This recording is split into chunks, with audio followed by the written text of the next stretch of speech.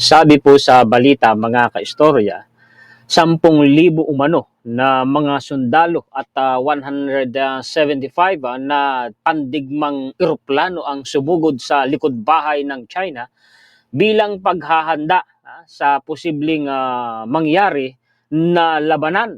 Ang mga ito po mga kaistorya ay binubuo ng Amerika at mga kaalyadong bansa at may kinalaman din po dyan mga kaistorya ang aircraft carrier po ng Amerika na naglalaman din ng kanila pong high-tech na fighter jets ay nagsagawa po ng conduct flight operations po dyan sa Philippine Sea, karagatan po natin sa Pasipiko.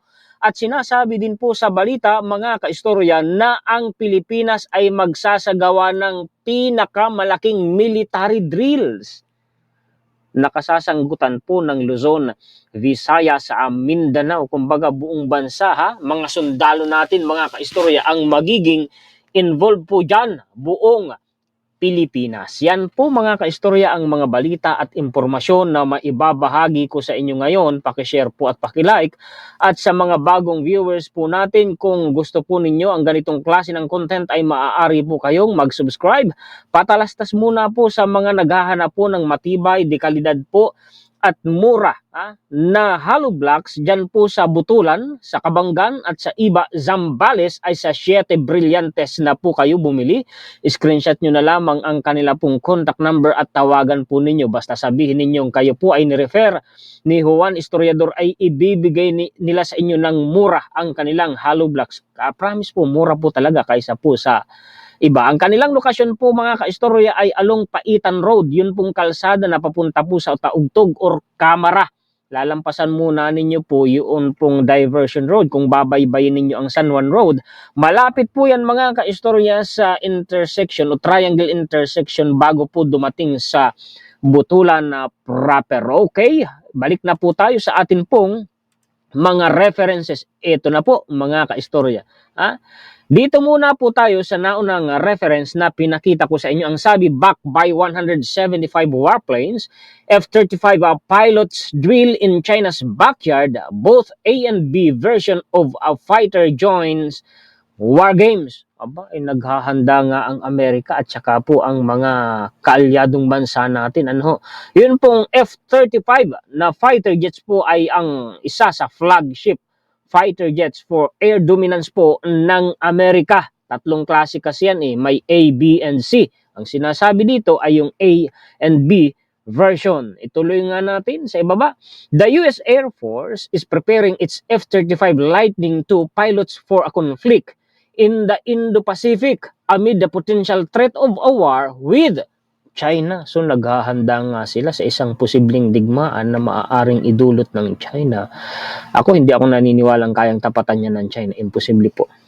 Yung air dominance po at maging sa Navy, hindi po kayang tapatan ng China ang Amerika kahit pa sabing marami siya bilang ang China. Numero lang yun mga kaistorya. Pero yung superiority, yung pagiging high-tech at pinakamalaki mga kaistorya ay hindi kayang tapatan yan ng China. This was displayed at the recently concluded Bamboo Eagle USAF's new Advanced Combat Readiness Exercise. The U.S. Air Force Warfare Center recently wrapped up Bamboo Eagle 25-1 exercises over, tingnan ninyo 10,000 troops from various Air Force major commands. Dami niyan, 10,000. The Joint Force and Allied Air Forces participated in the exercise, the USAF said in a statement on February 18. Ay, paano naman dito sa Pilipinas? Kasi dito mga kaistorya ay hindi binanggit ang Pilipinas. Sabi dito, America, California, Hawaii, Florida, and Guam. Paano naman po ang Pilipinas? Ito po yan. May bukod po kasi mga kaistorya. F-35 fighter jets conduct flight operations aboard USS America in Philippine Sea. Ayan yun, mga kaistorya. F-35 Lightning II fighter aircraft from Marine Fighter Attack Squadron 242 conducted flight operations Monday aboard amphibious assault ship USS America sailing in the Philippine Sea. Iyon, amphibious assault ship pala, mga kaistorya. America-led ship 2 of the America Amphibious Ready Group along with the 31st Marine Expeditionary Unit is operating in US 7th Fleet area. yung 7th Fleet po, mga kaistorya, yan yung pinakamalaking naval fleet ng Amerika sa Pasipiko na nakaistasyon sa Japan. Area of operations, US 7th Fleet is the US Navy's largest forward deployed numbered fleet and routinely interacts and operates with allies, kasama tayo dyan, and partners in the Indo-Pacific region. Isa pala sa binabantayan nila yung karagatan natin dyan sa Pasipiko. Salamat naman po, Uncle Sam, kung ganun. Ngayon, dito tayo sa Pilipinas. Ito, totoo ito, kasi binalita po mga kaistorya. Ayan, no, sa local news. Basahin muna natin itong Voice of America. Philippines to hold large military drills as China tensions simmer. Alam nyo, ang gobyerno natin, ang mga kasundaluhan natin, hindi naman natitinag, hindi nasisindak ng China. Yung mga duwag lang sa China, ang kaya pong sindakin eh. Oo, may mga kababayan po talaga tayong duwag. Philippine defense officials say they will hold a large 10-day military training exercise next month, so Marso, aiming to strengthen the country's ability to respond to any crisis caused by an external threat. So naghahanda din po ang Pilipinas sa isang posibleng labanan, mga kaistorya, na nagmumula sa labas ng ating bansa. Maaring kasama dyan ang China kung sakali, no? Hindi naman ako naniniwala na gagawin ng China na mag-invade, manggera. Malabo. Ginagawa lamang yan pananakot, mga kaistorya, ng mga modern makapili. Although Manila did not name China explicitly when it announced the drills, nasa palagay ko naman kahit hindi pinangalanan na China ang pinaghahandaan, wala namang iba. Di po ba? The biggest in recent years, they come as Beijing has increased the frequency of its maritime patrols and Coast Guard maneuvers around several disputed reefs that lie within the Philippine Exclusive Economic Zone. Na yan, may kailan lang itinalakay natin yun pong a presidential decree number 1596 series of 1978 na dineklara ni President Ferdinand Marcos Sr. na nagdedeklara po sa Municipality of Kalayaan o Kalayaan Island Group, na kung saan ay dyan po nagsimulang manirahan ang mga Pilipino sa Pag-asa Island nung panahong yan, at isa pang fully armed na batalyon ng Marine, kung hindi ako nagkakamali, ang inistasyon dyan noon ng Pangulong Marcos Sr., na kung saan yung batas na yan na Presidential Decree number 1596 series of 1978 ang nagdedeklara na ang Municipality of Kalayaan na sakop ng probinsya ng Palawan ay bahagi ng teritoryo ng Pilipinas na hindi naman binibigyang pansin ng ilan nating mga kababayan. Ang kanilang ipinipilit ay exclusive economic zone, pero hindi binabanggit na may batas tayo na nagdedeklara na yung mga isla na bumubuo sa Kalayaan Island Group ay teritoryo ng Pilipinas. Nasa West Philippine Sea po yan. Dito naman tayo sa balita po ni GMA News. PH Forces French Navy Carrier Group hold MCA in WPS. Kita ninyo, mga kaalyadong bansa natin ay hindi nagpapabaya. Ayan po yan, mga kaistorya. Filipino and French forces held a maritime cooperative activity in the West Philippine Sea, literal sa WPS. On February 21, the Armed Forces of the Philippines said Saturday, ay salamat po. In a statement, the AFP said, this is the third consecutive week of joint maritime activities in the matagal na palang nagsimula, no? Kasi 3 linggong sunod-sunod and occurred within the joint operational area of the Northern Luzon Command. Ay salamat naman kung ganun. Mga kaistorya, ang sabi dito, the AFP seeks to build a stronger, more resilient defense system that is prepared to address the challenges of the modern security landscape. Naghahanda talaga ang mga kasundaluhan natin at ang mga kaalyado nating bansa. Nakikita yun ng China. Alam nyo kasi yung mga maritime drills na yan, mga kaistorya, joint exercises na yan, ay nagpapakita po yan ng puwersa at pagkakaisa, at malinaw po ang mensahe na inihahatid po yan sa China. Dagdag na balita, sabi po dito ni Secretary Gibo Teodoro, ito po ay tayo nasa page ng Department of National Defense. Dito na lamang ako sa illustration na ipinakita nila. Ito na lamang po ang babasahin ko. Ang sabi po dito, mga kaistorya, on infringements on Philippine sovereignty, there are the tactics of misinformation and disinformation. Pansinin ninyo mga kaistorya, yung sinasabi dito ni Secretary Gibo Teodoro. Dati ko nang ginawa ng content na sinasabing ang China, sabi ng isang reference na lehitimo na ginamit natin mga kaistorya, ang Pilipinas umano ay perfect target para sa disinformation campaign ng China, lalo na po sa social media, at alam nating nangyayari yan. Talamak nga yan eh. For example, when the Philippines wants to create a more robust, different capability, they immediately say that these acts are destabilizing to the region. Sinasabi ng kagaya nung pinayagan nating ma-deploy dito ang Typhoon missile system ng Amerika na kayang magpalipad ng Tomahawk missile papuntang mainland China, ay sinisira daw nun ang seguridad. Sarihin, sabi ng China. Yun ang kanilang alibay, yun ang kanilang dahilan. Ayan daw po pala ay taktika lang ng China. When they themselves have one of the largest nuclear arsenals. Oo nga naman, mga missile system po ang binabanggit dyan eh. Pagkarami-raming missile ng China, tapos yung atin iilan lamang ay inaangal. Bakit ganun? Kung talagang malakas sila at mas high-tech yung kanila, bakit yung iilan na nasa atin inaangalan nila? Umaaray sila. Take note.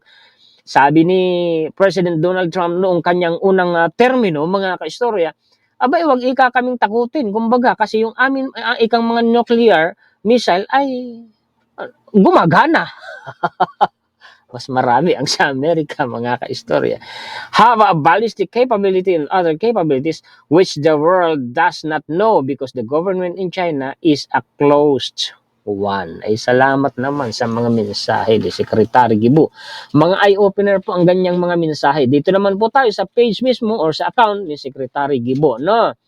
Kamakailan, nahuli ang ilang Chinese nationals na di umano'y nagsasagawa ng illegal na gawain at espionage sa Pilipinas. Yan yung anim eh. Nahuli na nagtitik-tik, nag-i-espionage sa Pilipinas. May mga gadgets pa na mga high-tech, no? Nakumpiska ng autoridad natin. Mula rito, tinutukan natin ang lahat ng banta sa ating kaligtasan, lalo na ang mga may kinalaman sa mga banyagang sindikato. Kita ninyo, salamat naman. Ano yan ang kwan?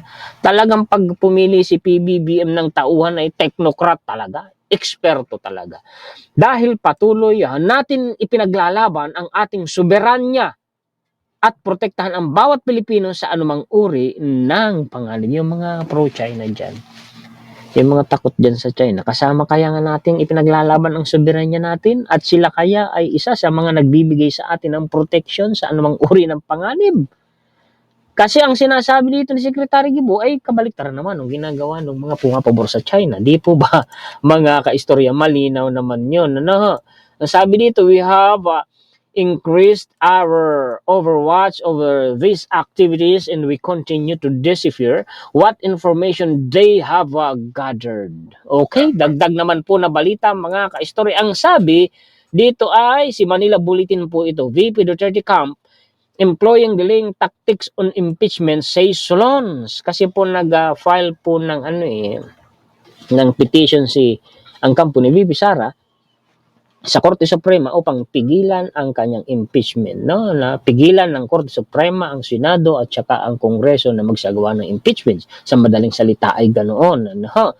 Ngayon, ang sabi naman ng isang mambabatas ay gumagawa lamang umano ng delaying tactics ang kampo po ni VP Sara Duterte. Anong masasabi ninyo, mga kaistorya? So basahin na lamang natin.